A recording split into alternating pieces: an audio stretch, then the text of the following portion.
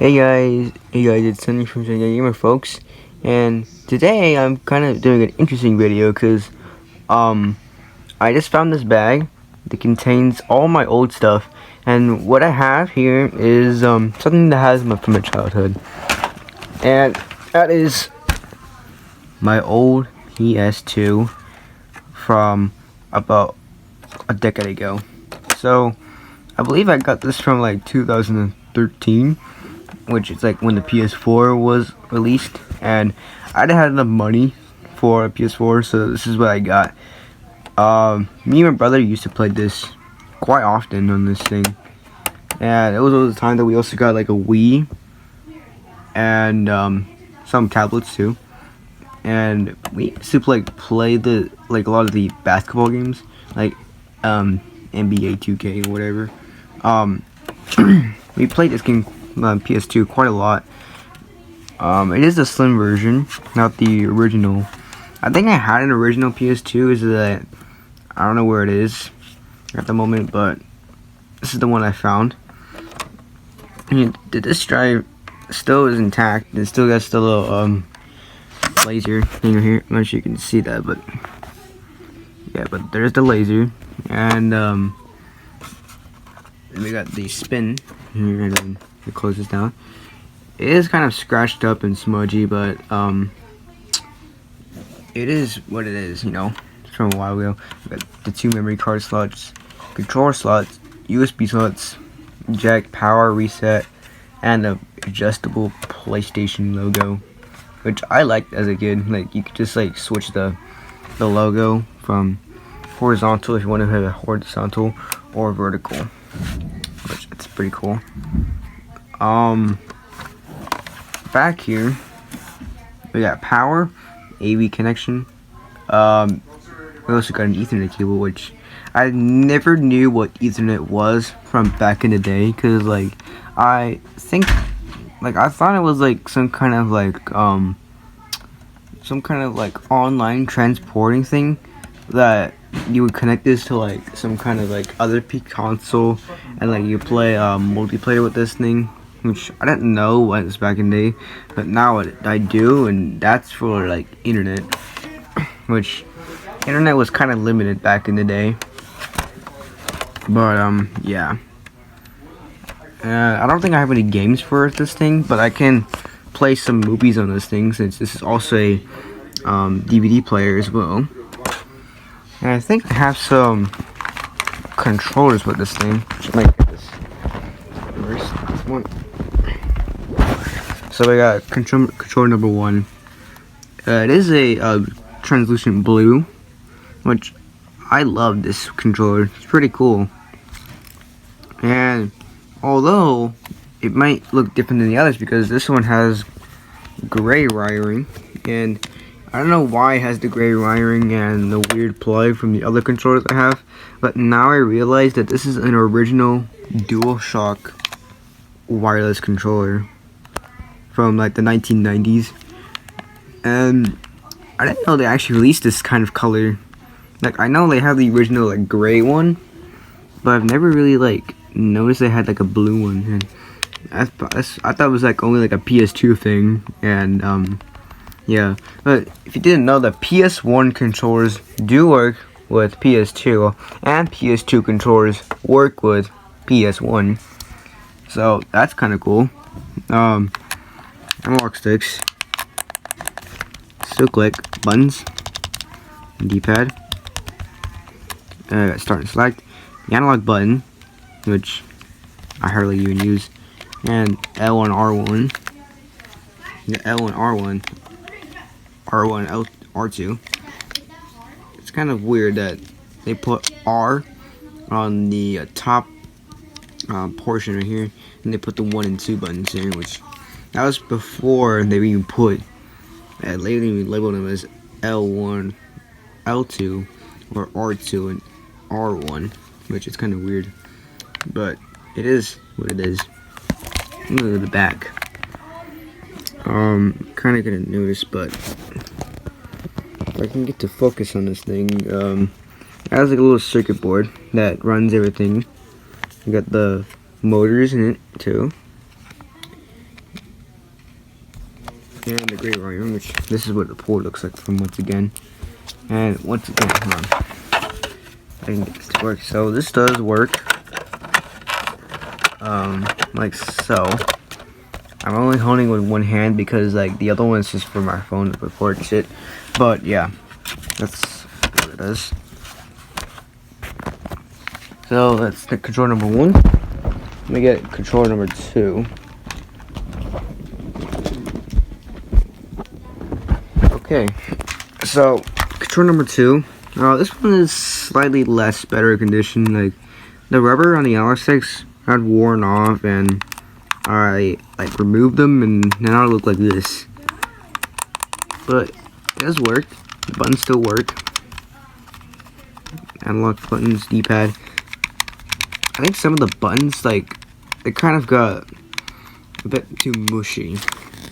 Yeah. Oh, I just realized R1 has a real big problem because, like, hold on, if I can zoom in here.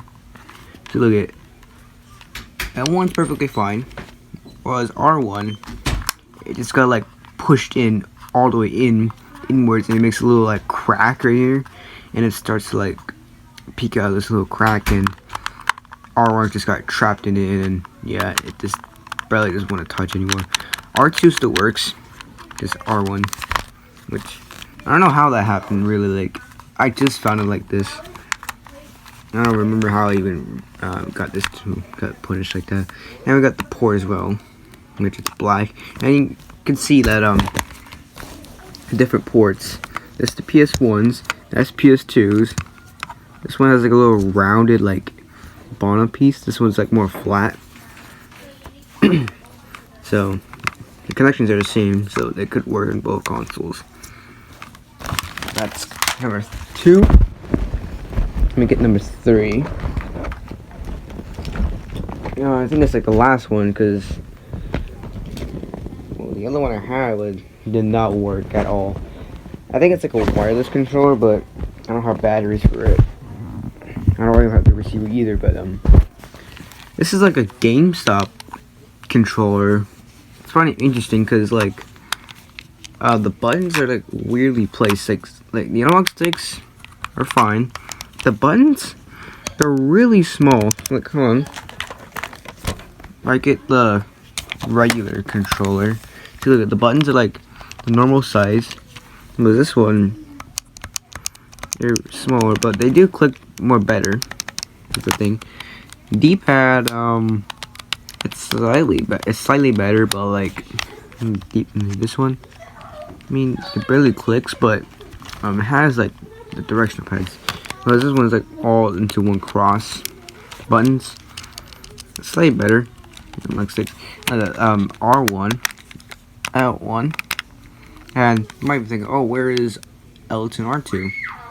They're behind.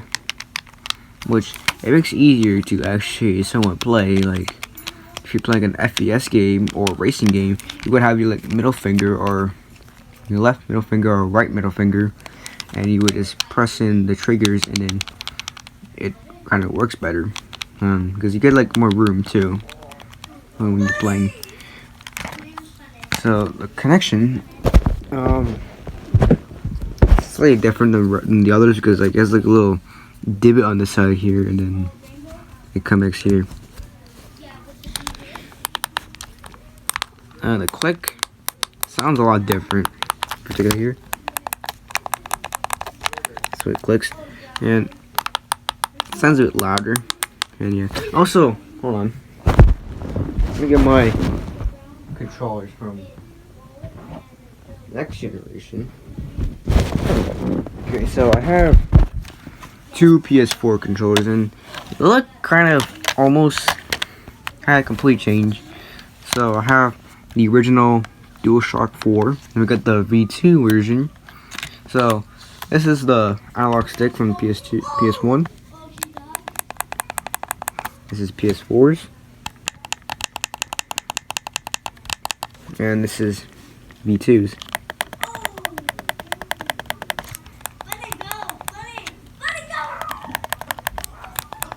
So they kind of sound similar, but like this one, it's more high pitched, and this one's like kind of more louder than this one. This one, it's like kind of pushing the sounds, you know. That's V1 and V2. So after that, let's just take a look at the wires that comes with it. Might be a long review, but I'm gonna move these controllers at the side. The console, and we'll get to the wires next. First of all, we got the standard power cable, which it's like the same ones you get with the Xboxes or PlayStations. That has like the standard power cable port right here to the American US outlet right here. So nothing special, but it does work on consoles or stuff you want to use with it. Next one is AV cable. It's kind of spread apart, but we've got the RCA or AV cables, if you will, and it connects to this weird part, which it does say PlayStation, Sony, and this works for PS1, PS2, and PS3. Well, not all PS3s, because like some of them don't really have the AV ports anymore because they switched to HDMI to upscale gaming. So I think if you have like an older PS3, it might work with this if you don't have HDMI. And that's about much. So I think that's all the stuff. Now I can actually like show you the actual footage of it. Actually, hold on. I think I have something else with it. I'm kind of curious, but oh, here it is. My 16 megabyte memory card. I don't know if anything has saved on this thing. It's kind of cheap, probably like $2 at like a thrift store or something. But it has 16 megabytes. It's twice as much as like a regular PS2 memory card, having 8 megabytes. So I can have more games stored in here, and it does connect here to the PS2. So I'm gonna plug this thing and show you how it works real quick. Okay, so I got the PS2 plugged in and everything. My TV, which I'll turn on. I believe that I have like a preset that's saved on here because I plugged this in once, but I think I'm gonna have to use the blue one, the blue controller, for the video.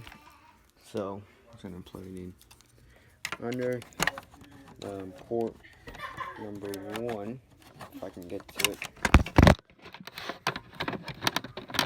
There we go. And there's my PS4 right there, all my stuff. And there's the controller. And it's got a tangle, which I'll fix that real quick.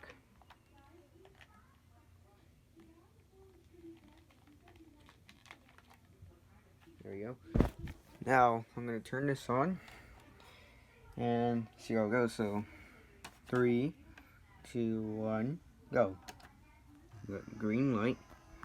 And the PlayStation. Oh my goodness, it sounds of memories. So this is what it looks like. I don't know how to screen share the entire footage of the whole PS2, but this will do. So, controller right here, so it does work. Oh, the analog sticks work, but if I turn it on, yeah, the analog sticks work. Let's look at my stuff here real quick, hold on. Memory card does work, because I don't really have enough stuff put in there. But I don't think I have any games, which I told you. So in reality, I don't think I would actually have real PS2 games to play this thing, but I'm curious if I can put a foreign game in it, like Minecraft for PS4. I mean, it kind of makes sense. It is a PlayStation console. This is also a PlayStation console. So I'm curious. How will this work? Well, let's see. If Minecraft will work on the PS2. Well, I guarantee not, because it's not forwards compatible unless I homebrew it, which I don't know how to homebrew PS2s.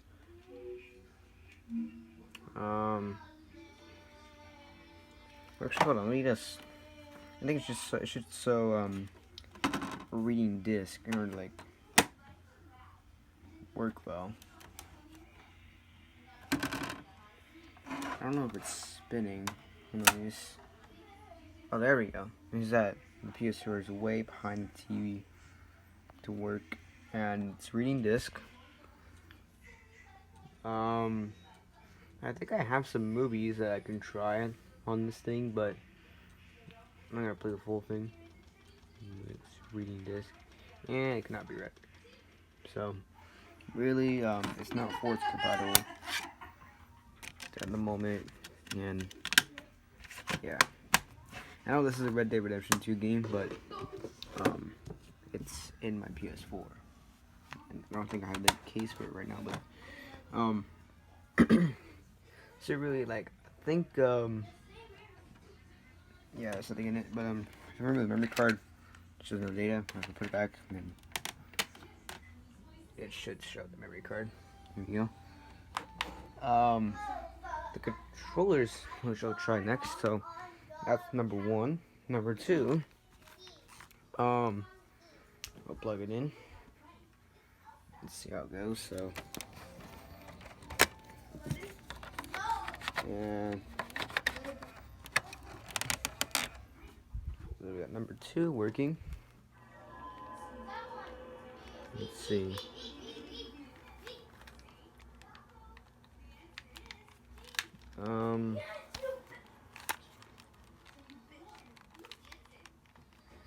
Maybe it's because the control port's not plugged in all the way.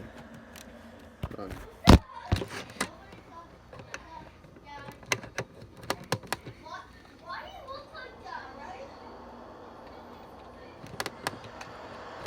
So it does not work. Controller number two doesn't work because like the malfunctions it had, and it's unplayable. But I'm pretty sure number three could help replace number two. So I'm gonna plug that in. There we go. And does it work? Nope, it works. Good. So whoever tells you like the light lights up when you press the button, it does work. So the GameStop one works. So that's my stats, which I don't care. For the controllers plugged in. I don't think I have any accessories for it, but yeah, that's just a little review of my PS2. Sadly, I don't have any PlayStation 2 games to play this thing on, but maybe like sometime I maybe might sell this console because I don't think I have no purpose for it at this moment. And since that some PS4 games does support PS2 games, like PS Plus, then maybe I could just sell this PS2 for another person. But anyway, that's enough about the PS2. So, hope you guys enjoyed this video, and I'll see you guys in the next one. Peace. But still, I remember you. Look at this. That's how nostalgic that looks.